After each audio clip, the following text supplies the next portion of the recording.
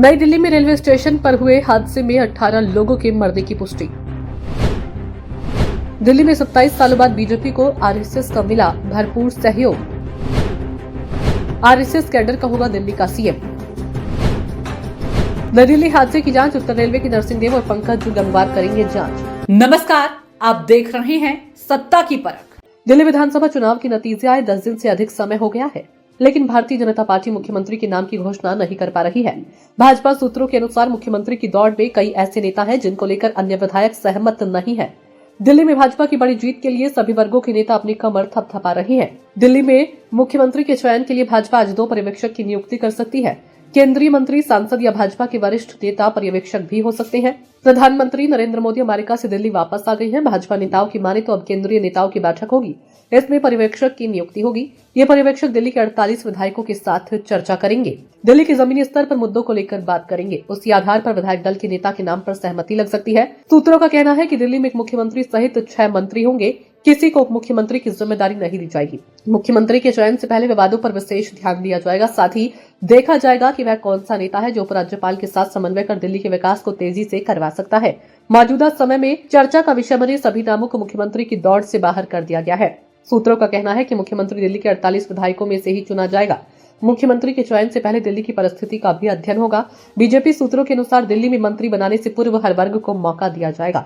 इससे पहले अनुसूचित जाति, अल्पसंख्यक वर्ग सहित अन्य को उचित मौका दिया जाएगा। दिल्ली की गद्दी पर कब्जा करने के लिए बीजेपी को 27 सालों का लंबा इंतजार करना पड़ा, लेकिन रहा आसान नहीं है।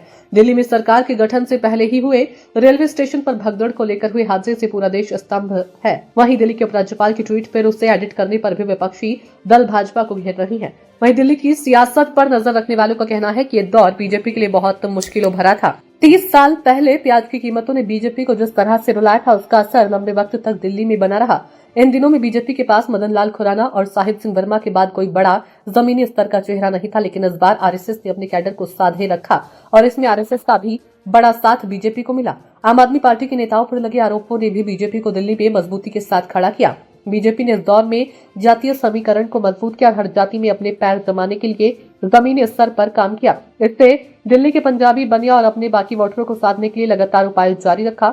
जैसे दिल्ली की अंतिम विधानसभा में विजेंद्र गुप्ता को नेता प्रतिपक्ष बनाया जो बनिया समुदाय से आते हैं, तो दिल्ली में पार्टी का अध्यक्ष वीरेंद्र सचदेवा को बनाया जो पंजाबी समुदाय से आते हैं। इसके अलावा दिल्ली में हाल के वर्षों में हर वर्ग के नेता को साधने का प्रयास किया है। सियासी जानकारी रखने वालों का मानना है कि दिल्ली का ताज कांटों भरा है। एक कहावत है, हक सिर मुड़ाते ही ओले पड़े, वही बीजेपी के साथ हो गया है। नई दिल्ली रेलवे स्टेशन पर अत्यधिक भीड़ के कारण अफरा तफरी जैसे हालात के बाद अचानक मची भगदड़ में 18 लोगों की मौत हो गई है। कई लोग घायल हुए हैं जिनका अस्पताल में इलाज कराया जा रहा है।